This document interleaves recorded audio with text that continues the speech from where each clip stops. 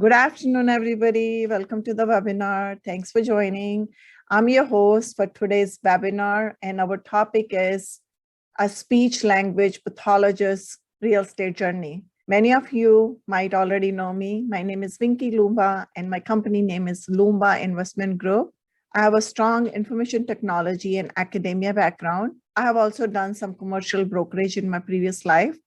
I have multiple years of corporate America and academia experience as a business leader and as a professor at California State University. At current, I'm in a commercial real estate investing space with special focus on multifamily investing. I'm always looking for investor partners. I host and facilitate educational webinars every other week on Fridays, and I try to bring some interesting topics on real estate multifamily investing and syndication. Before we get started, some housekeeping items. Please use the Q&A box for any questions instead of chat box. I will try to address all your questions after the presentation. If we didn't get to your question for some odd reason, please send an email to winky@lumbainvest.com and we'll provide you with the answers. This webinar will be recorded and recordings will be sent out to all. Recordings will come from winky@lumbainvest.com. To avoid the emails to end up in your spam or promotions folder, please whitelist my email address. Means add me to your contacts list. A small little disclaimer, this webinar is strictly for educational purposes and should not be considered as a legal, accounting, or investment advice.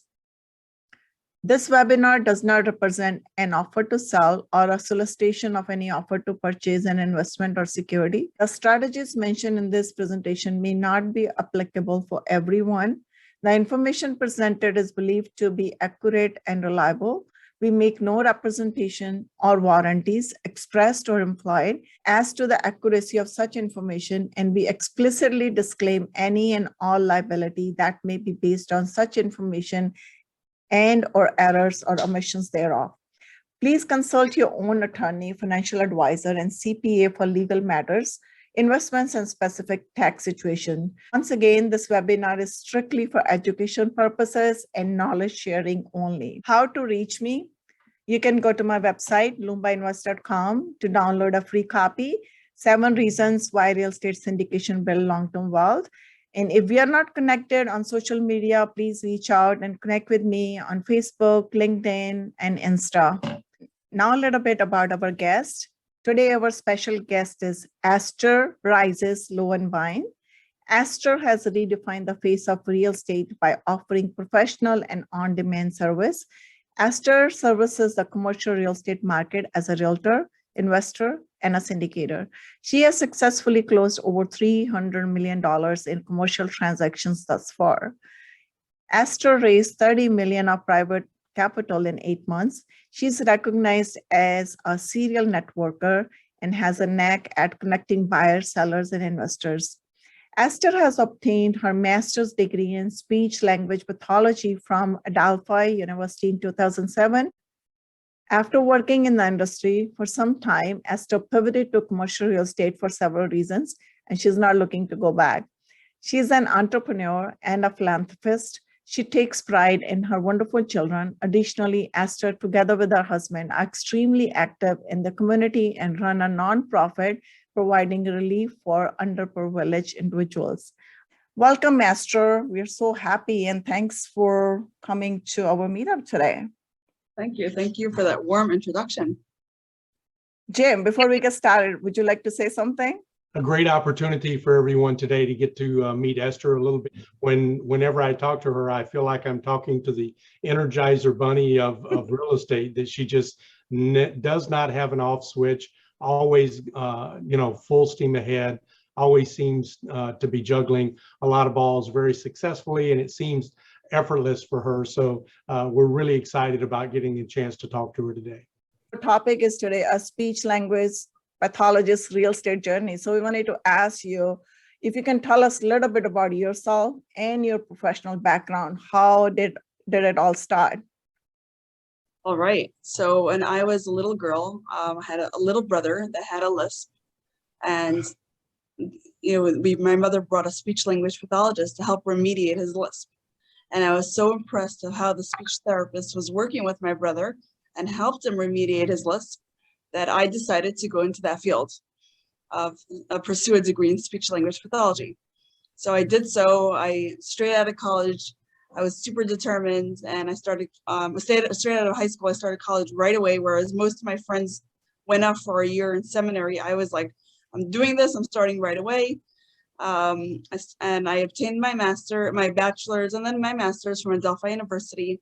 Then I went back to get my bilingual, or actually trilingual extension. So I served in several languages and in different communities. And I really enjoyed the process. It was fun. I still enjoy it. But there were several reasons that made me leave that profession. I still have my license, but not practicing at the moment. And I went to commercial real estate. So That's good. So what made you transition from speech language pathologist to real estate? You said you got the real estate license. Was there a reason to leave that career and come into real estate? Yeah, there were many reasons that made me switch.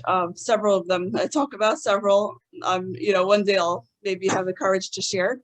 But as my kids, I have several children, as they were growing to the age that I was working with children, and my kids were getting to that age, it became very difficult to work with children and then come home to children.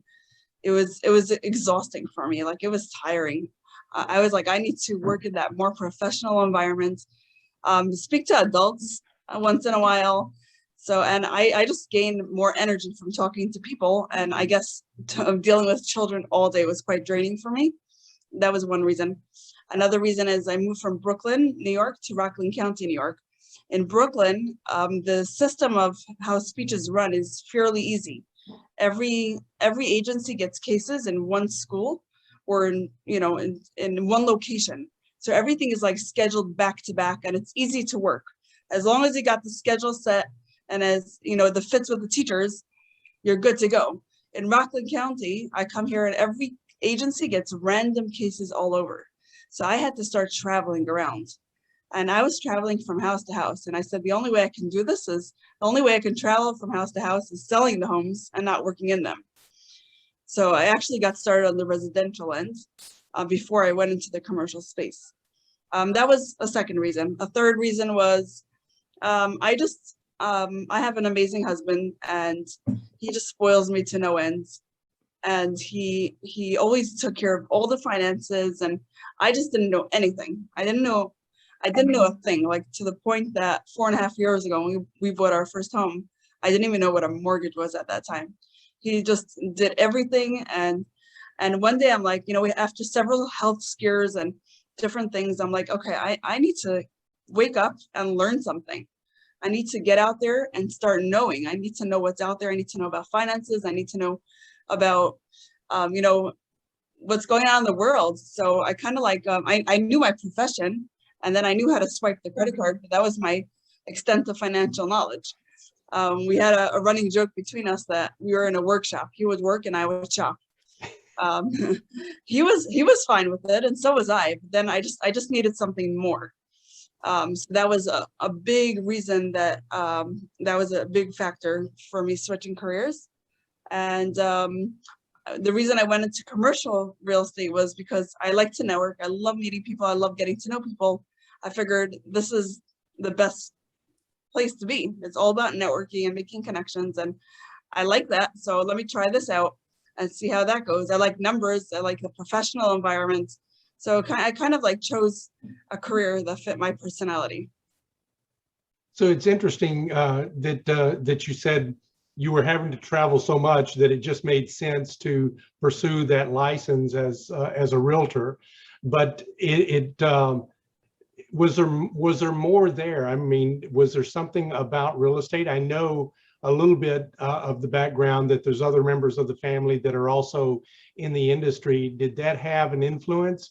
And it seems that you made such a big splash so fast. That was there other motivations that we don't know about, or other pieces that brought you specifically to real estate as opposed to some other field where your talents would have been equally valuable? Yeah, so actually I didn't have anybody really in the commercial real estate space. My husband was involved in some parts of real estate prior, but nothing that I knew of, or no one around me actually was doing commercial real estate. So I had no one that I could say like, oh, inspired me to get into this. Like, it was totally on my own. So my husband was in real estate, but that's not something that is, got me to it. He's very helpful, but he wasn't my inspiration of getting into it. But the second question was, yeah, so I had a period of time in my life that just was really not good. It was just not in a good emotional space. My sixth child was born with some health issues, and he was in the hospital for a very, very long time. And that just like spiraled into me being an emotional mess. He took over my life, and he had a tracheostomy, a G-tube. Even when he came home from the hospital, the entire house ran about him, and everything was around him. My life revolved around him. And even if we had help at home and nurses, I had to be on top of it because we were dealing with his trachea and his G-tube. These are like serious stuff.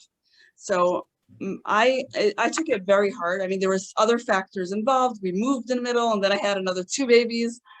So it was a lot going on, and I just wasn't in a good place emotionally. And that's really when I decided to make that career change into something that would bring me satisfaction, something that was good for me. And that's why I chose commercial real estate, because I felt like the networking part, the meeting people, the professional environment, the learning, getting to know all about finances and different things that I didn't know otherwise would bring me satisfaction. And I am not looking back. I'm very thankful for those tough times. Like, when going through it, I thought I thought I wouldn't see the light at the end of the tunnel. I thought I wouldn't make it, but now I'm beyond thankful for everything I've gone through, because I wouldn't be where I am right now had I not gone through that. Great. So can you tell us a little bit how you got started on the real estate side? Did you start as a realtor and then moved into slowly being LP, GP? I mean, what was the path like for some of the listeners? I mean, your journey is obviously very motivating, and we wanted to hear that and resonate with it and see if we can create kind of similar path for us. Yeah, so when I went into the brokerage, after I moved, I came to the brokerage and I said I want to join the commercial real estate environment.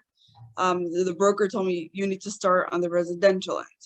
So I said, that doesn't sound right to me. Doesn't make sense. They're two totally different fields. But I said, why not? I don't mind learning the residential part too. So I started out actually on that end.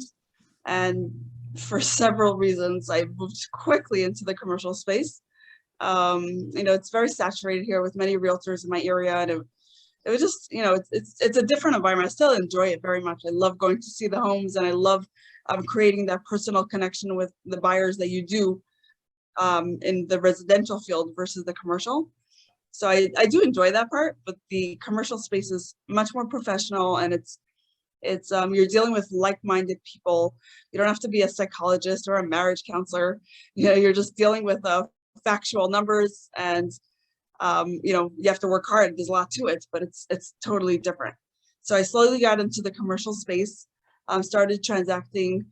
In 3.5 years, I've transacted over 300 million in commercial real estate, just from making connections, going to meetups, networking. I got lucky with some connections too. So, people that were just around. So I'm thankful for that. Then slowly, one of my commercial clients had asked me if I can raise capital for one of his deals. And I was like, let me make some phone calls. And within 2 phone calls, I had found the JV for his commercial real estate deal. That got me into raising capital. I've raised close to 40 million by now from JVs and co-GPs of commercial real estate. And then also I started writing for a magazine and teaching, and just whatever I knew, I would share to the next person. And I would start posting things, and then my husband started noticing my posts, and different deals that I was working on. And he's like, why don't you send that to me? So I started sending him stuff, and now we are investing in commercial real estate. And it's been, the last few months have been insane. Like, we started investing, and it's been like, the numbers are, we can't even believe where we got to just since September. So my life has totally changed since then. Could you talk about that a little bit, Esther, the journey of an investor? So you're very involved on many different aspects of the business, in commercial, not just multifamily, but some industrial space and other things. But you're also an investor. You're not just a connector and just finding capital and putting deals together. So the two things I'm most interested in was, did one come before the other? And was that intentional, or did one motivate the other?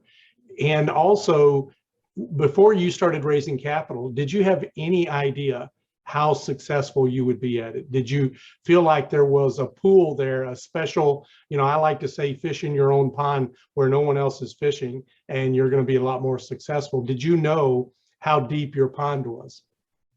Oh, that's such a good question. So remember I said that 4.5 years ago, I didn't know what a mortgage was at that point. So when this client had asked me to raise capital for him, I had no idea that it was such a lucrative business. I thought I would do him a favor and find him a capital partner, right? That was the extent of my knowledge, because everything I'm learning at a record fast speed. Once I committed to real estate, I am taking in every bit of information I can, attending as many meetups as I can, listening to podcasts, reading books. So yes, I'm doing great, but I'm still like fairly new to all of this. And when I got into the capital raising, when he approached me, I had no idea of any of this. I didn't even know there were any SEC regulations. Anyways, I quickly learned that there are SEC regulations, and I started learning all the regulations, which I'm pretty well versed in by now.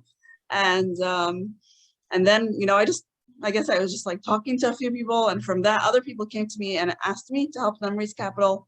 I had no idea it would turn into anything when I got started. So it's all new and it's all evolving really, really, really fast. Wow. And you asked me another question, which I'm trying to remember what the first part was. Well, it was, did you start as an investor first, or did you start, as on the brokerage side of business first?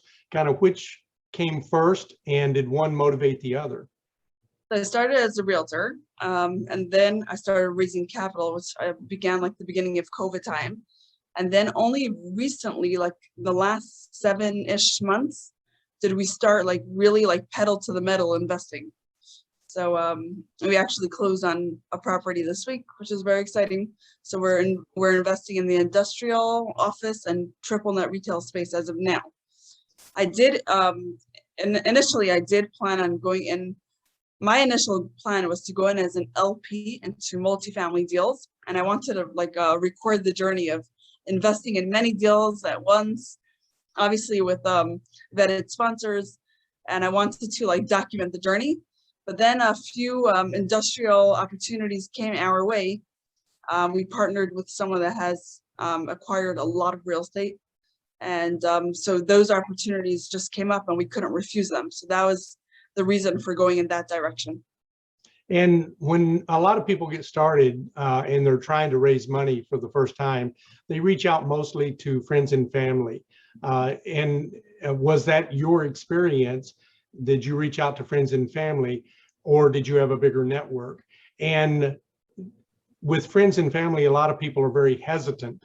They don't know how to ask for money or ask for investments. So could you address those two things? Was it mostly friends and family at first, and how did you broach the subject?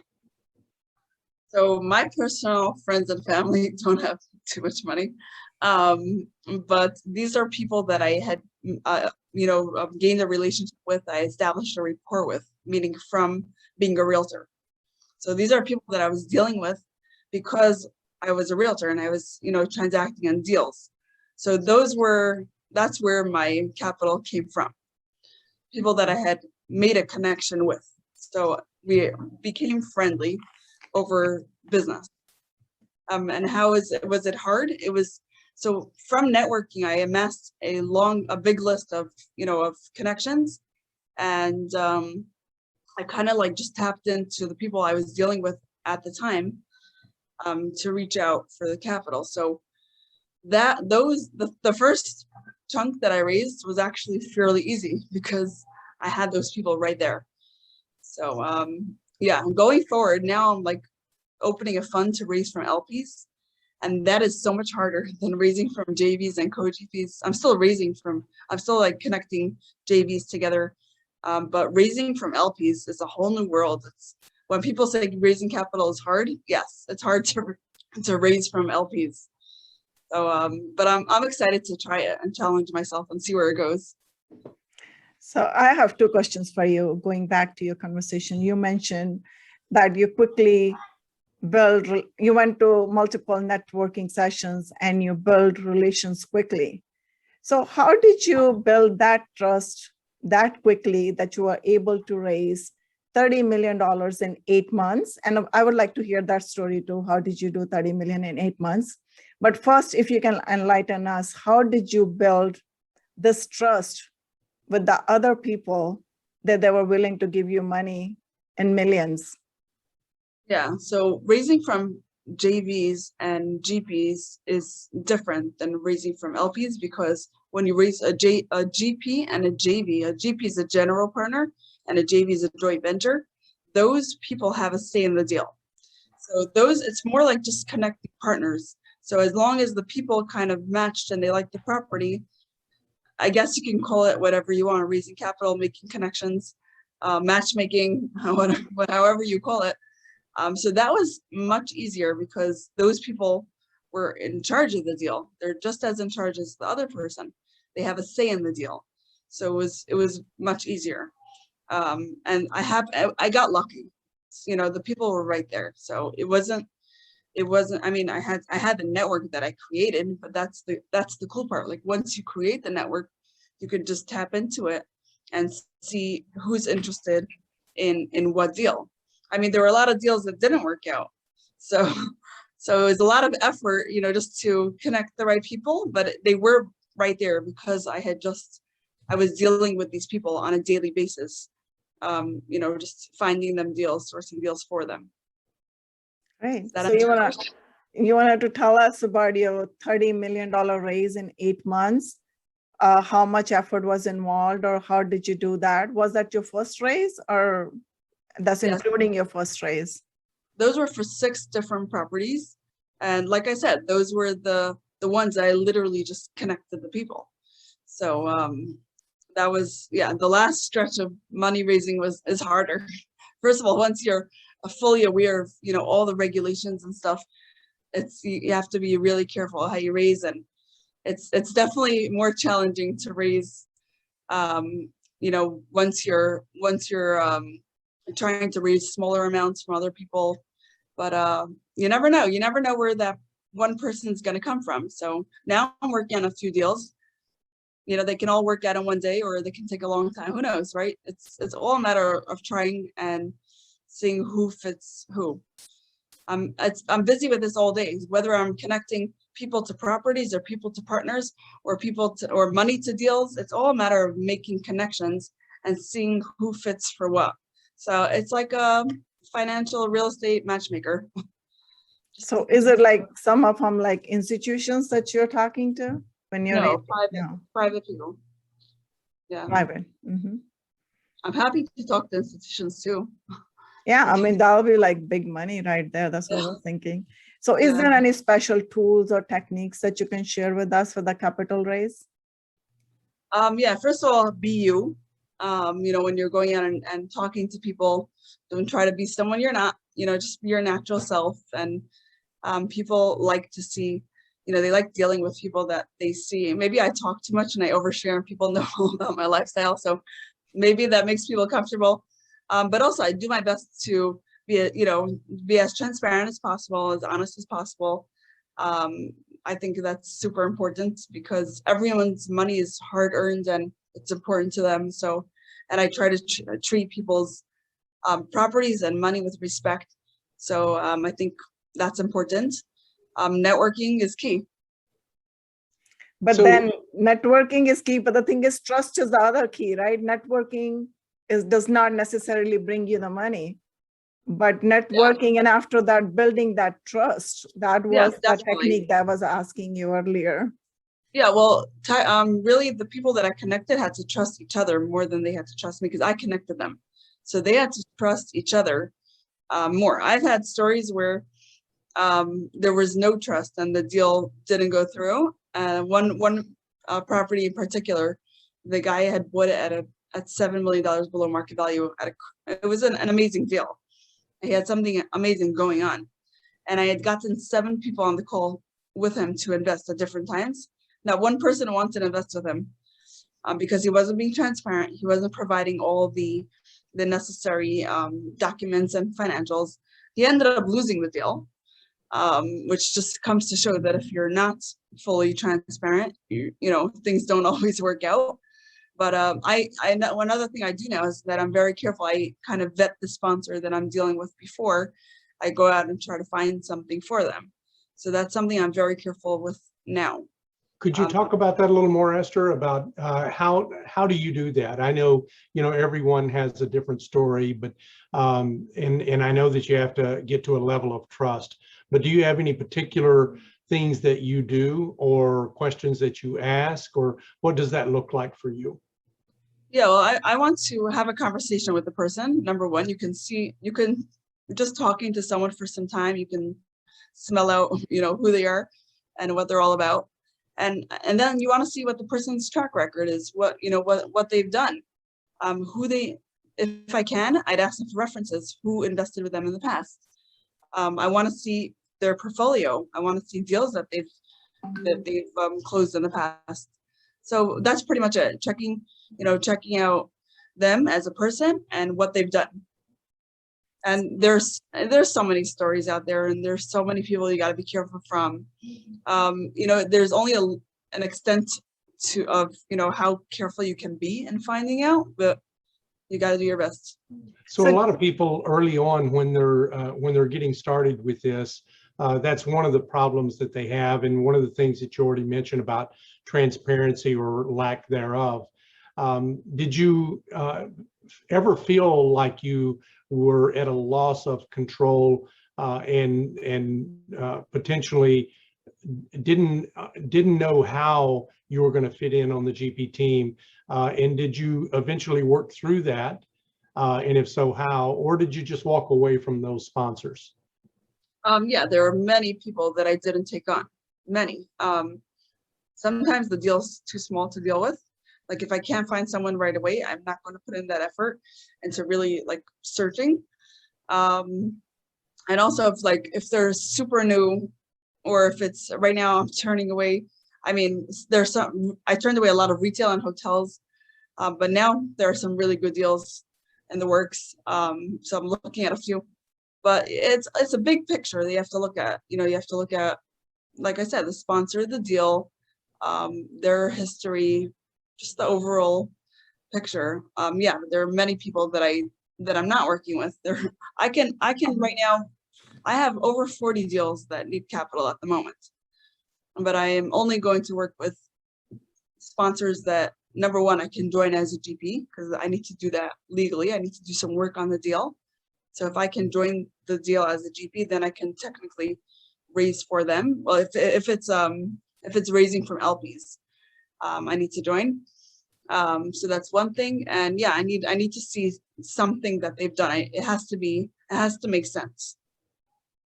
So what is your specific criteria to vet a sponsor? Because you've been talking about it, that you have 40 deals, but you might not work with everybody.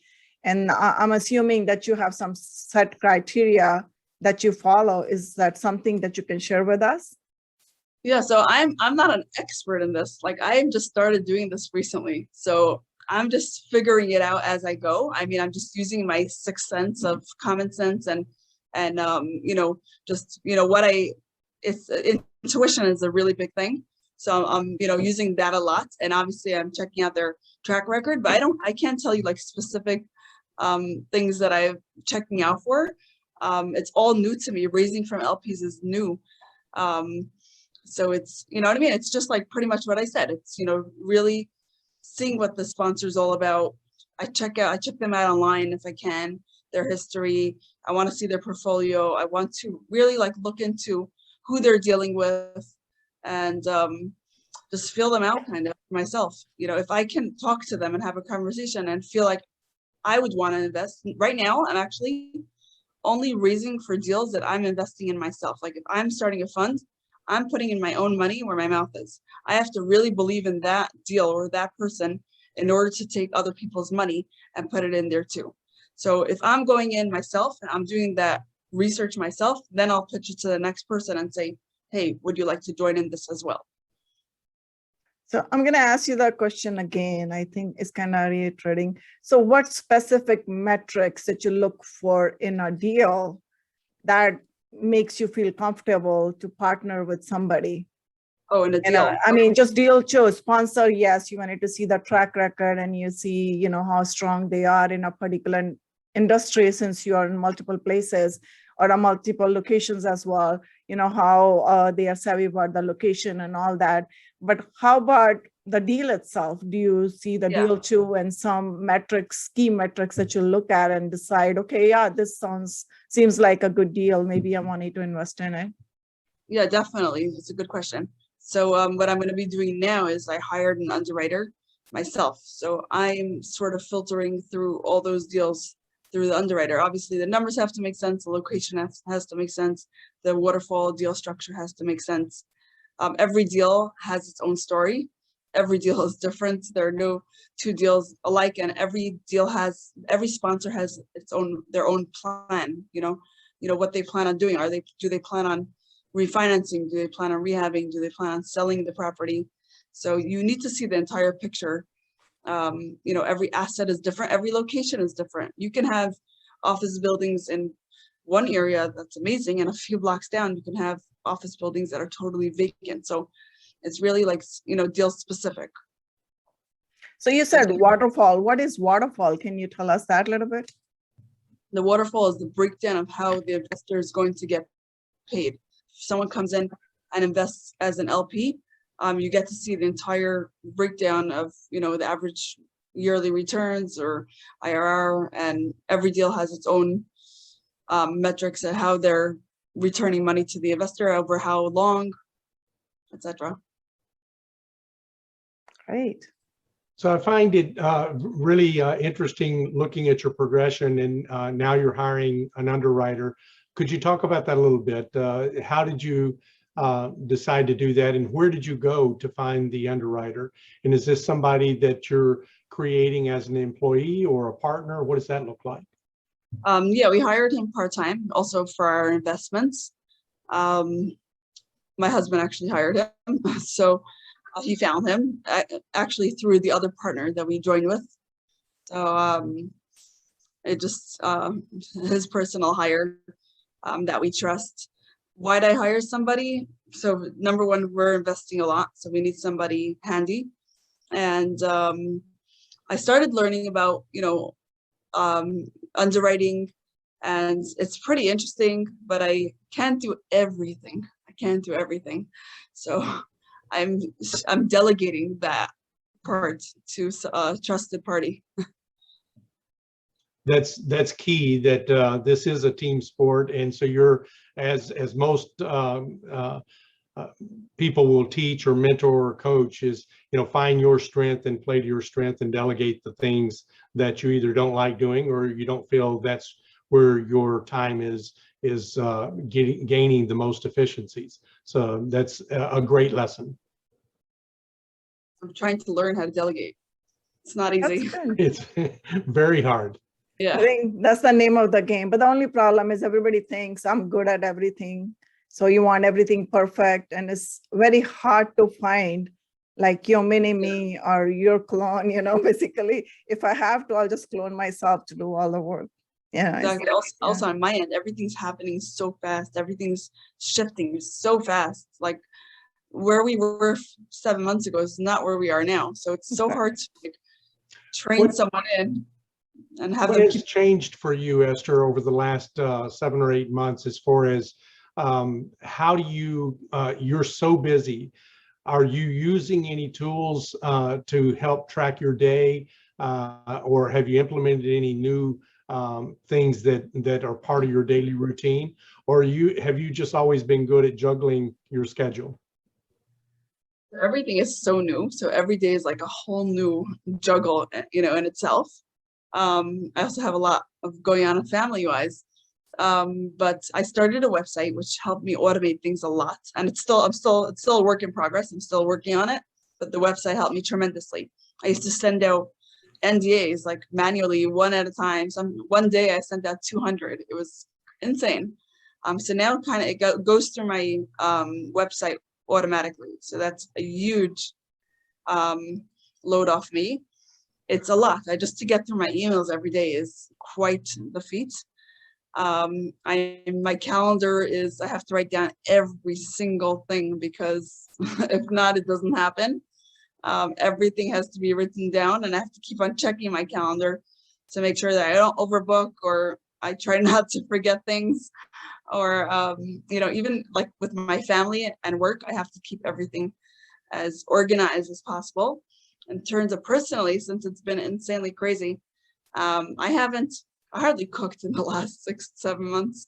I have help at home, thank God, so I don't clean my house, and I don't have time, and I literally hardly cooked in the last few months. So I have help with that, so that I delegated to. My life changed. Like, I socialize with my friends less, because work became my social life. Like, I'm socializing with these people, and I'm not complaining. I love it. It's just shifting gears. Yeah. So have you hired a personal assistant for the business, somebody that a VA or someone else that's helping you with your calendar or appointments or anything like that? I set up Calendly, but I can't even use it because things are just popping up as they go. So I can't even use that. Someone's like, send me your link. I'm like, everything's changing as it goes. I need to update the Calendly app constantly. I'm like, forget it. Just like manually book. Did I hire a VA? No, I hired a secretary, which I'm trying to figure out how to delegate things to. Slowly I'm getting there. I'm learning. I could probably use a little help in that area. I'm also like just going through my emails. I get so many emails a day. I just need to unsubscribe to many, so that on that end it's a little less. I started a new email address that's purely for work, so that I can now transfer everything and have someone help me with that. Yeah, figuring it out as I go. I'm not a professional yet. So do you use any kind of CRM or any kind of other tools to manage all your clients, whether it's investor or the GPs or the sponsors, the operators, or the people who you're networking with? I know that you have like 21,000 connections on LinkedIn. We got to talk about that too. More, it's like 23 by now. Wow. So how do you manage that? It's a lot, and it's all me. I don't have anyone answering that. But I enjoy that part. I enjoy, responding to the messages, or, seeing people's posts. So that's like my downtime, kind of like just scrolling through LinkedIn. It is a lot. It's a lot to maintain, and I try to be as accommodating to people as possible. I don't have a CRM. I have a list of investors. I started a list of investors, and everyone with their own criteria, what they want. I haven't updated it because I had a secretary before COVID that was doing that for me. And then with COVID, she left town. So that kind of stopped. I should really continue with that. But everything is like pretty much, I have tons of contacts, and I tried to take notes on people for capital raising. I have a list of people that I know are looking to, that are accredited and looking to join deals. So I have a list of that as soon as someone sends me a deal, I pitch it to those people that I know would be willing to go in as a co or an LP position. There are people that I have that would only buy things outright themselves. So no, I have no magical tricks. Sorry. So are you doing the outreach mostly through your website or through emails or by phone calls? I have to get better at emails. I started, here and there, I would set up I'd send out an email to many people. I post a lot on my stories, let's say LinkedIn stories, WhatsApp stories, Instagram stories. As soon as a deal comes out, let's say, the first thing I'll do is post it there. I have to keep up with my website, which I'm having a small challenge with at the moment. I need to get somebody to really manage it for me. So that's a little hiccup, but yeah, so I have it on the website, but initially, like I communicate a lot through WhatsApp because I just post my deals and it's very quick like that. Someone's interested, they'll respond, I'll get them on the call.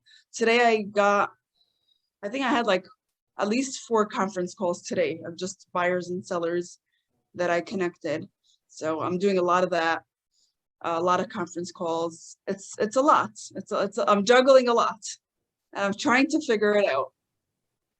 Wow, that's great. So when you say you're posting these deals on your website, on the social media, so I assume you are posting these deals as a broker, not necessarily as pitching for the money, right? Yeah, well, pitching for the money, if it's a JV, then I can do that because it's not selling a security. If it's a JV, I'll post it. But if I can't post more than that. Those I can only send to known accredited investors or however I'm going to set up my fund.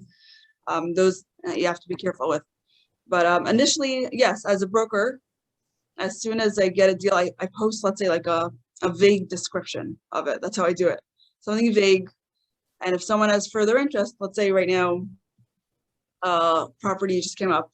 Someone's looking to sell land in West Palm Beach, right? Approved plans, single family homes. Is anyone interested? I just posted like very, very vague and I get some responses. And then, if they're further interested, then I'll send them an NDA or through the website if it's up already. And then if there's serious interest, I'll connect them to the seller once I have the commission agreement in place and hopefully get the deal going. So that was just today what I was dealing with, one of the properties. Yeah, so that's how I do it. Everything is through social media. So I don't have time for phone calls. Emails, I'm slower at because I don't know if I have this fear of opening my inbox. It's just so many emails. WhatsApp and LinkedIn are so much faster for me. How would you rank the social media platforms, WhatsApp, LinkedIn, Instagram? Which one's your favorite, second, third? Well, okay, so WhatsApp for sure, number 1, because I have so much going on over there. It's also who's in your contacts, right? So it's who's seeing your posts, who's responding to you.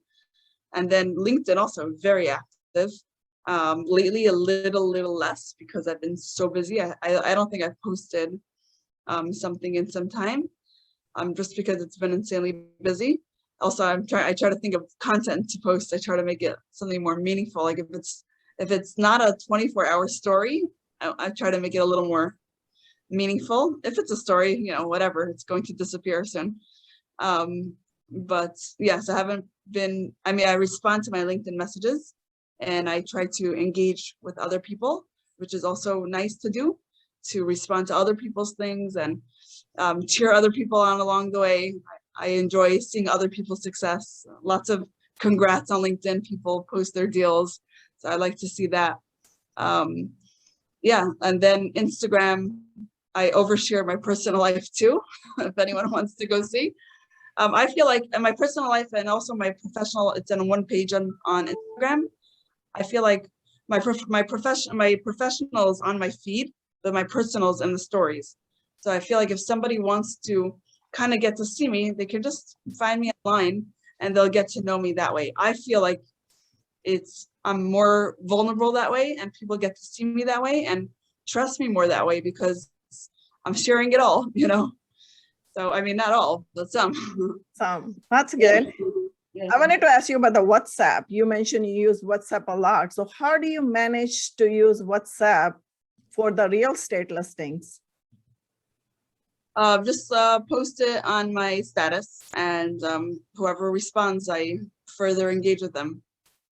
So you And not put your, Yeah, sorry, not so everyone. WhatsApp status, the picture that you have. So if you have a listing, you put it in there and people can just look at that and respond to that. Yeah, well, there's a status, just like LinkedIn has a status and Instagram has a status. WhatsApp also has a 24-hour thing that you can post, and it disappears after 24 hours. But not everyone is looking at the statuses. So that's where I need help with. I need to reach out. If a deal comes up and it fits a criteria of a buyer that I have that's not looking at it, I need to somehow make sure it gets to that buyer. That's where I'm like, I need help with. But there's so much interaction just from what I'm posting. So if I don't see, a response to what I'm getting, then I'll go and reach out. I'll check my list, and then I'll go reach out to those people. But it's like pretty much who's responding first, kind of. So Esther, you're pivoting from more of the JV capital or people that want to take something down to the LP side of the business now. So I'd like to talk a little bit about people that want to be passive investors, limited partners, because they have a very busy professional life and they can't become full-time real estate investors. And compare that to, or let me ask you first, I'm assuming before you guys became very interested in real estate, you were already investors, potentially in the stock market or crypto or some other option that you were investing in. And could you compare that? Are you less active there now and moving some of those toward real estate, or is real estate just supplementing that? What does that look like? And if you did move, why did you move? Okay, great question. So we're coming actually from the business world. So we have business assets too. We're an import export, a little bit of food. We have a lot of things going on. So I very pro diversifying one's assets, whether it's real estate, stock markets, business, companies, deals, whatever it is, diversify your investments. It's very important. In 2008, we took a heavy hit with the entire world. With the crash, we went from having a lot of money to having absolutely nothing. We couldn't even buy diapers at that point. It was horrible. So we became very, very cautious with what we invest in. So even if we're invested in the stock market a little bit, we're super cautious about our investments. We try to do as much research as possible. I think since 2008, we only invested in 2 different things. So one thing was Facebook actually was pretty successful at the time. And then now we're invested in only one stock. We're option. I don't know, my husband deals with that. I don't know much about it, but he's super careful now with his investments because we were so hit at that time. Everything is thought over several times. Then I started, researching and teaching others about investing and why investing in real estate is so important. Real estate is a stable asset. You have tax benefits. You can leverage your other deals in order to attain more money for the next deal. You can, depreciate your assets as well. And there's, it's more stable, it's less volatile than the stock market. It's more, your income and expenses are more predictable than other investments because you can kind of expect what's going on. Obviously, you might have surprises here and there, but in general, it's more predictable. It's more tangible. You can go and see the property. You can know the person you're investing with or the person you're buying the deal from. You can actually see the person versus, let's say, the stock market. You don't know who owns that company, or let's say something happens to that person, the stock tanks the next day. You have less control over the deal in the stock market. The stock market's super volatile, right? Crypto went up, crypto went down. Tesla went up, Tesla went down. So some days it's amazing, but some days it's devastating. So it's, I highly, I personally, I'm on a mission to teach people about investing in real estate and the pros that come along with it. You can invest in real estate as a general partner where you're managing the deal and taking on all that work, or you can go in as a limited partner. Let's say you have a W-2 and you're doing something else and you want to make money while you sleep. You can put your money into a syndication or a fund and have your money grow just doing nothing. Obviously, you're going to choose who you're investing with. You want to ensure that that is kind of secure. You want to do that little research, and whether it's a fund or whether it's a sponsor that you're investing with. But once you do, you can sit back and relax. Obviously, it has its risks, like everything. Every single investment has risks, but real estate has less risk, in my opinion, than the stock market, for example. So I highly recommend investing in real estate. And like that, especially with inflation coming around, you don't want to leave your money even in the bank account. You want to have your money grow for you. So it's highly beneficial to look into investing in real estate. So for some of the people that may be on the call or listening to this later on YouTube, we mentioned a couple of things that they may not be familiar with. We mentioned syndication and we mentioned JV. Could you explain what a syndication is and what a JV is? But explain it, if you would, to one of your youngest children. So if you have to explain to one of your youngest children, what is a syndication?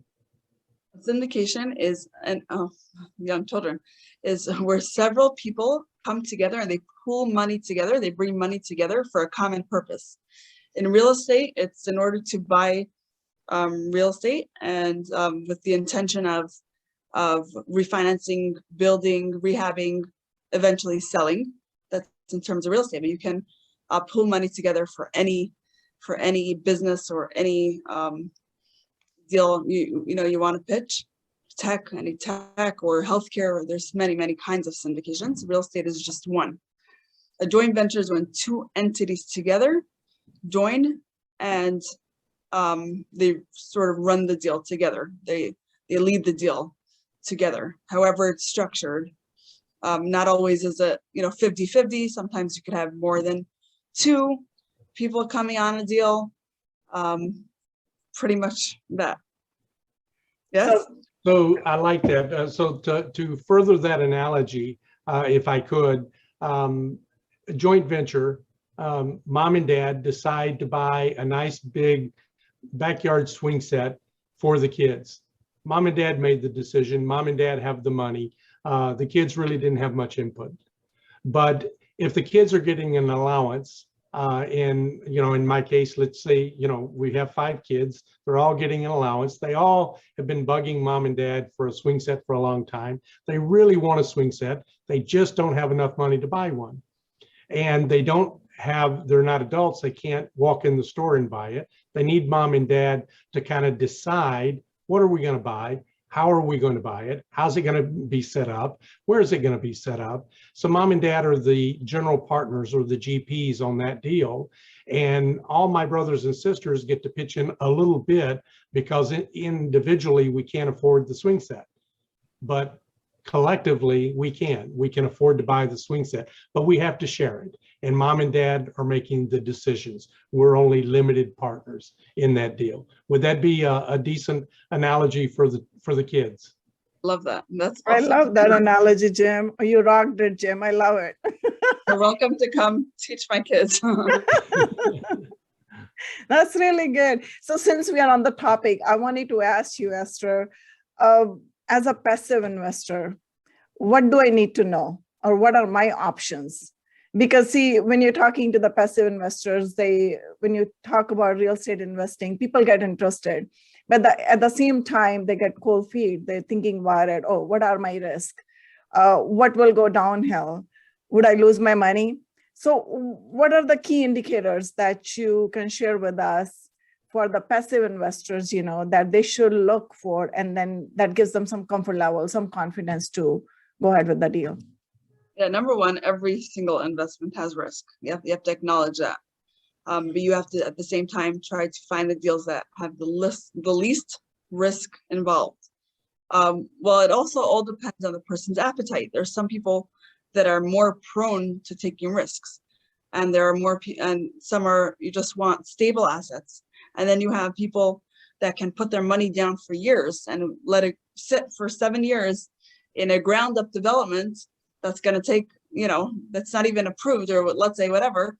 And then there are some people that want to make returns on their investments right away. So we have all different kinds of investors. So you have to kind of evaluate what type of investor you are, and you kind of do it together with the person. It's both ways. You want to do it for yourself, and the person that you're investing with is going to want to know also. And so those are important factors to evaluate for yourself.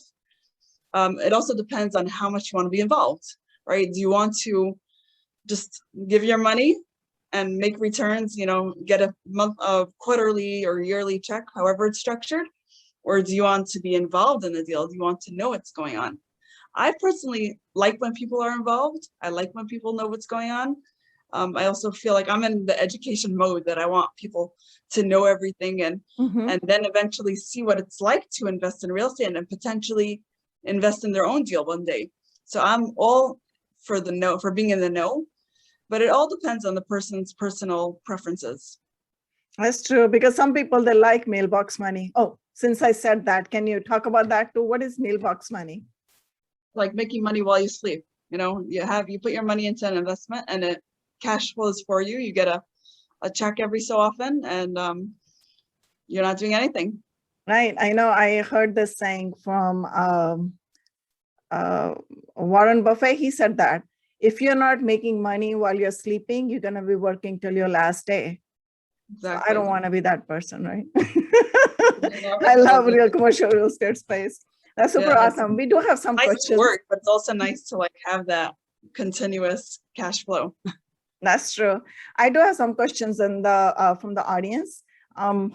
Is Hirsch, and he's asking, hi, Esther, when you raise funds for others, do you charge them or do you become part of the deal? Okay, so according to the SEC, if you're not a broker dealer, you have to be on the deal as a general partner in order to raise. So you have to do another job on the deal besides for raising the capital. You cannot get paid for only bringing in capital, and also you cannot get paid a percentage based on how much capital you bring in. So yes, if it's a syndication that I'm raising from LPs, I need to be on the deal as a GP. Great. Another question. Have you ever raised funds from private equity funds? Not as of yet. Okay, so Alicia's asking a question.